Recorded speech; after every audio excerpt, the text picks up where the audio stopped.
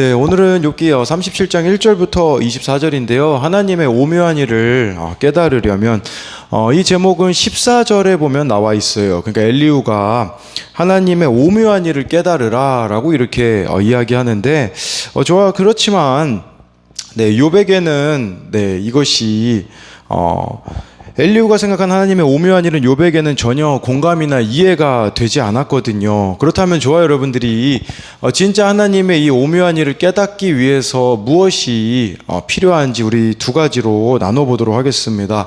첫 번째로요, 하나님의 오묘한 일을 깨달으려면요, 전적인 무능을 알아야 합니다. 2절부터 5절을 보면요, 하나님의 음성 곧 그의 입에서 나오는 소리를 똑똑히 들으라. 그 소리를 천하에 펼치시며 번개불을 땅끝까지 이르게 하시고 그 후에 음성을 바라시며 그의 위엄찬 소리로 전둥을 치시며 그 음성이 들릴 때에 번개를 멈추게 아니하시느니라. 하나님은 놀라운 음성을 내시며 우리가 헤아릴 수 없는 큰 일을 행하시느니라 라고 말해주고 있어요.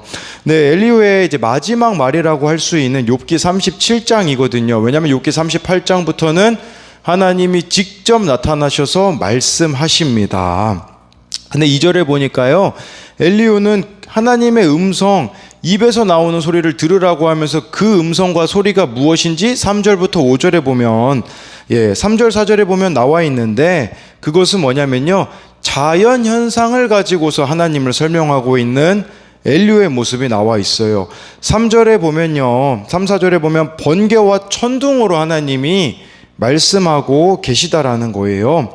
우리가 이 번개와 천둥이 치면요, 몇 초간의 이렇게 시간차라는 게 있잖아요. 그게 바로 4절에 보면 하나님이 사람에게 말씀하실 때는 분명히 관심을 끌기 위한 이 번개와 천둥과 같은 경고성 사건이 있다라고 지금 엘리후는 말하고 있어요. 그렇기에 하나님이 욥의 관심을 끄시는 거예요. 이렇게 번개와 같은 사건, 천둥과 같은 것들로.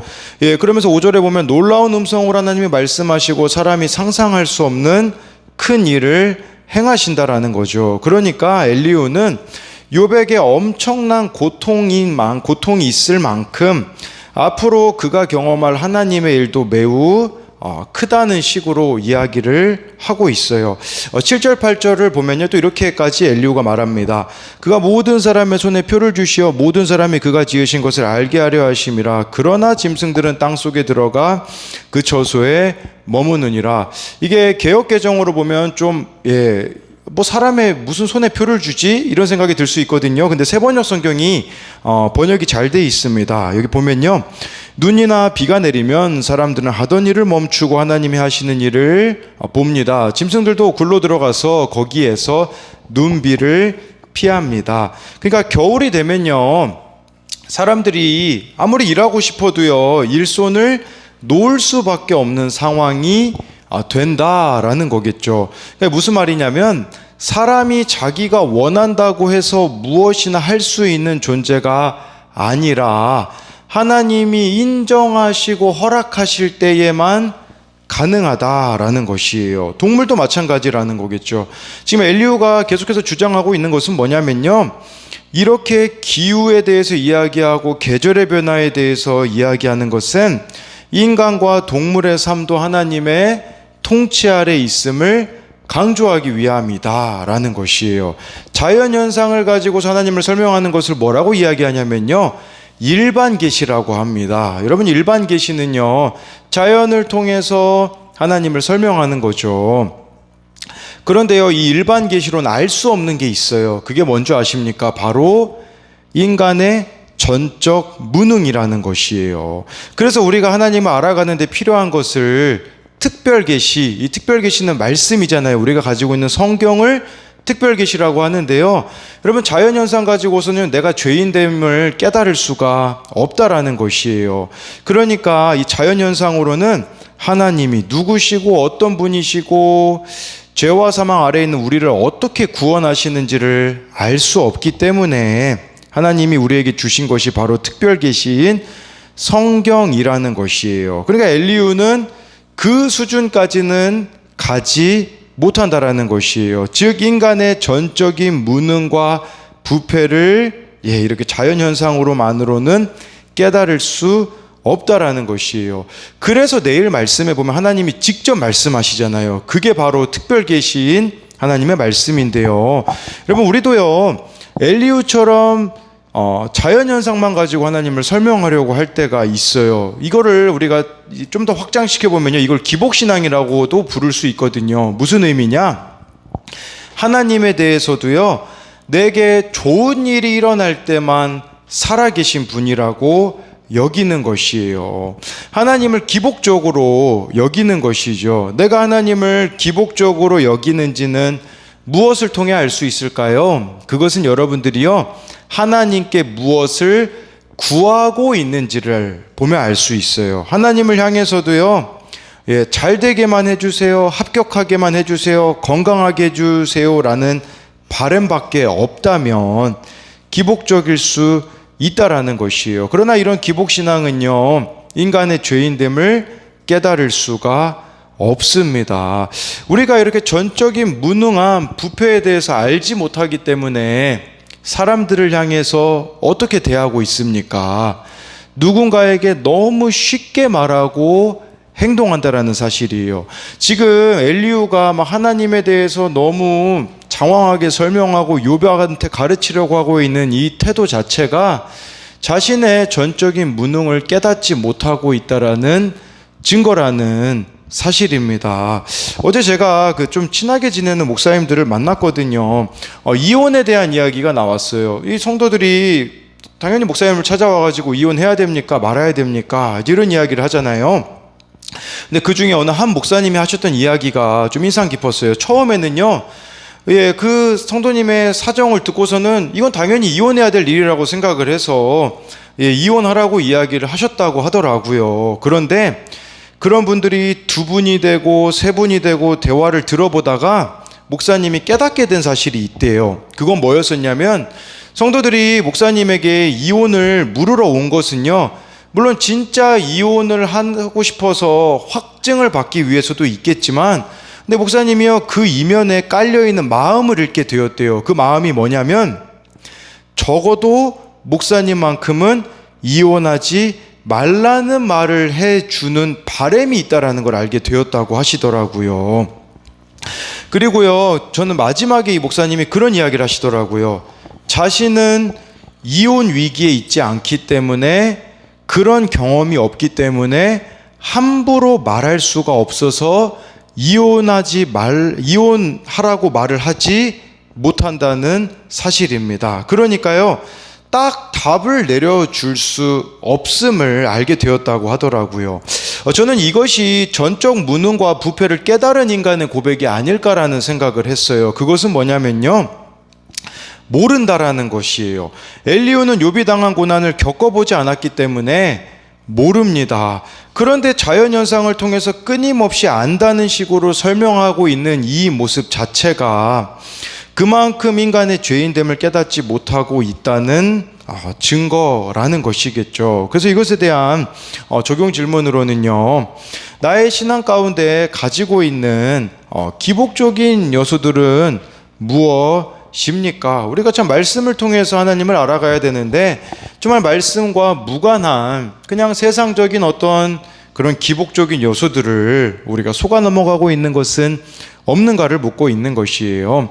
말씀을 통해 나의 죄인됨을 날마다 깨달아가고 있습니까? 그래서 다른 사람을 향하여서 함께 십자가를 지려고 하고 있습니까? 이건 죄인됨을 깨달은 자만이 보여주는 태도거든요. 근데 깨닫지 못하면요, 아니면 상대방을 십자가에 못 박으려고 하고 있습니까? 마치 엘리후가 지금 욥을 대하고 있는 태도라고 볼 수가 있습니다. 두 번째로요, 하나님의 오묘한 일을 깨달으려면 자기 애를 버려야 합니다. 우리 14절 말씀을 제가 읽어드리도록 하겠습니다. 욥이여, 이것을 듣고 가만히 있어서 하나님의 오묘한 일을 깨달으라 라고 말해주고 있어요. 욥의 이름까지 불러요. 이게 무슨 말입니까? 그만큼 욥이 안 듣는다고 생각했기 때문에 이제는 이름까지 직접 부르고 있어요.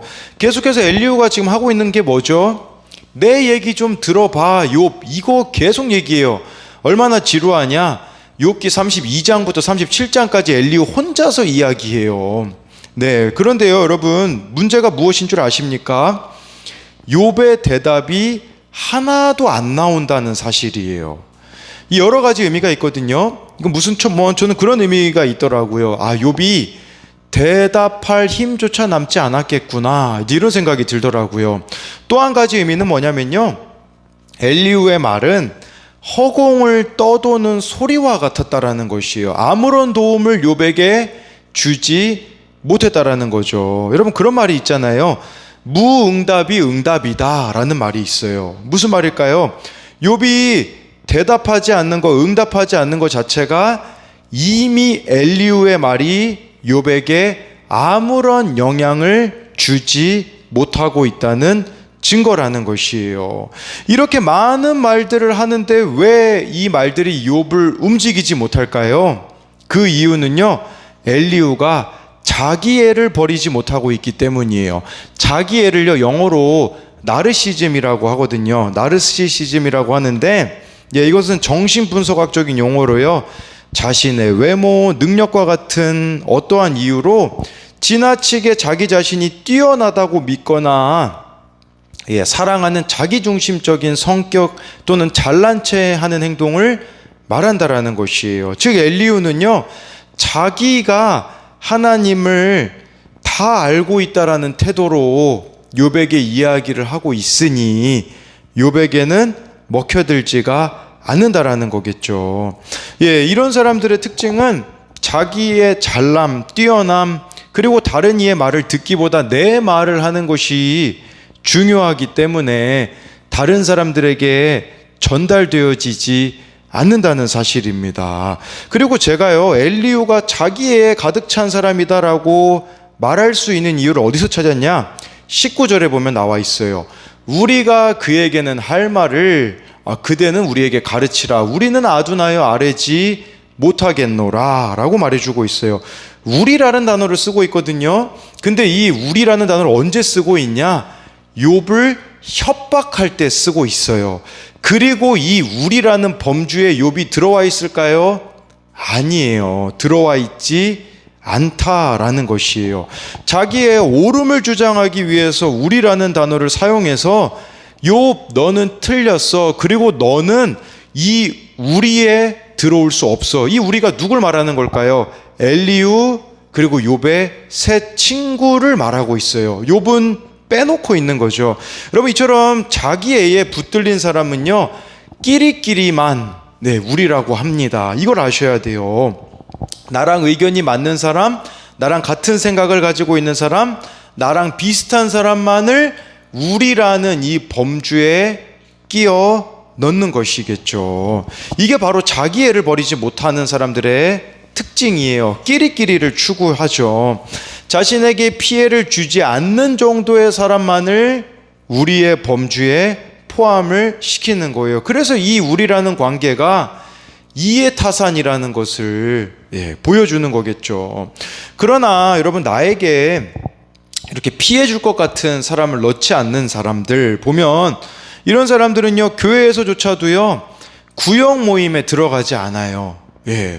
그냥 세상에서 나랑 맞는 사람의 모임에는 들어갈지 모르나, 교회에는 다양한 사람이 있거든요. 구역 모임엔 다양한 사람이 있거든요. 그 구역 모임에 들어가려고 하지 않아요. 왜냐하면 내 생각에는 찌질하다고 생각하는 사람이 교회 안에 있다고 생각하며 그들과 어울리기를 싫어하는 거죠. 쉽게 말하면 이런 거예요.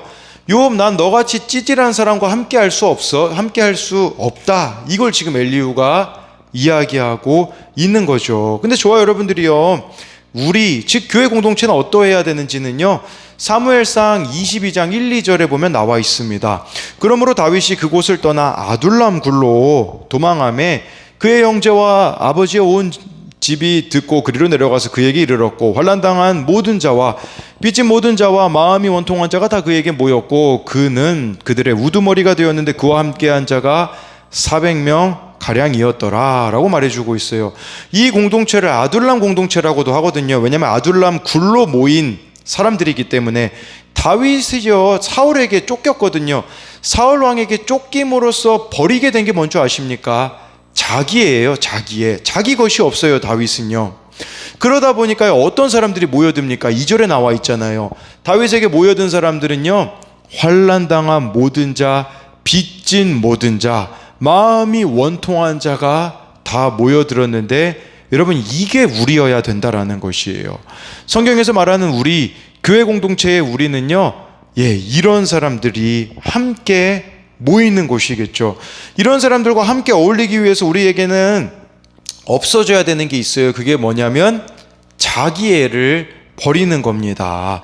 자기애를 버리고요, 이런 나를 하나님이 사랑하셨듯이 그런 그를 하나님이 사랑하신다는 사실을 인정하는 것입니다. 자기애를 버려야만 진정한 우리 공동체가 될 수가 있다라는 거죠. 오늘 묵상 간증에 나온 이 원망에서 순종으로 보면 나오는 내용이 그거거든요. 이분은 이제 신장에 문제가 있어서 8년간 투석을 하고 아버지의 신장을 이식받아 17년 정도가 되었대요. 물론 교회를 어렸을 때부터 중학생 때부터 다녀가지고요, 하나님이 살아계시다는 것을 알았지만, 그렇다면 나를 왜 이렇게 태어나게 하셨을까라는 의문이 있어서, 그러다 보니까요, 하나님을 향한 원망, 불신, 낮은 자존감, 열등감, 비교의식, 자기연민에 갇혀 지냈다라는 거예요. 근데 하나님은 그렇게 영적으로 방황하는 그를 믿음의 공동체로 인도하셨는데, 그런데 결혼 후 검사를 통해요, 이분이요, 선천적 무정자증 환자인 것을 알게 되었다고 해요. 그러니까 하나님을 향해서 또 이런 원망이 나왔다고 하더라고요. 아니, 몸도 약한데 자녀도 안 주시면 돈이라도 주셔야 하는 거 아니냐라며 매주 로또를 사기도 했다고 해요. 그런데 저는 여기서 우리 공동체에 대한 부분을 좀 봤는데요, 여기 이런 내용이 나와 있더라고요. 교회 소그룹 모임에서 이런 제 마음을 솔직히 토해내니 지체들은 제 이야기를 묵묵히 듣고 보듬어 주었습니다 라고 이렇게 이야기했다고 하더라고요. 근데 엘리후 같으면 어떻게 했을까요? 아니, 무슨 로또를 사냐, 신앙이 있냐, 뭐 그런 얘기 하지 않았을까요? 아니면 너무나 쉽게 이 무정자증인 것도 하나님의 뜻입니다, 이런 식으로 이야기하지 않았겠습니까? 그런데 진정한 우리의 공동체의 모습이 나와 있잖아요. 솔직하게 자기 모습을 드러낼 수 있고 그것을 받아내주고 있는 이런 공동체의 모습, 이게 바로 우리가 추구해야 할 우리의 모습이 아니냐라는 것이에요. 그렇기 때문에요, 정말 좋아요. 여러분들이 자기애를 버림으로써, 여러분 자기애를 버리잖아요. 내 이야기를 많이 하기보다요, 다른 사람의 말을 더 많이 듣는 사람이 될 거예요. 그리고 정말 이 끼리끼리의 범주를 넘어서서 정말 물론 시간이 필요합니다.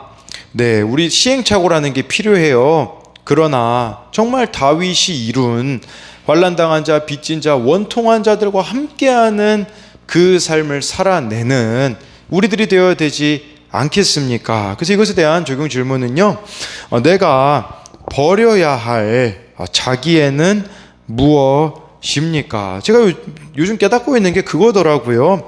저를 목사로 부르신 이유가 저의 대단함이 아니더라고요. 자기애 버리라고 저를 부르신 거라는 것을 너무 깨닫고 있어요. 두 번째는요, 내가 자기애를 버리고 포함시켜야 할 우리는 누구입니까? 우리가 교회 안에서조차도 사랑하지 못하는 사람들이 많이 있을 거예요. 그러나 시간이 걸리더라도 정말 그들과 함께 해 나가는, 참 좋아요 여러분들, 이게 바로 하나님의 오묘한 일을 깨닫는 게 아니겠습니까? 말씀을 깨닫고 공동체에 잘 속해가는 좋아요 여러분들이 되기를 소망합니다.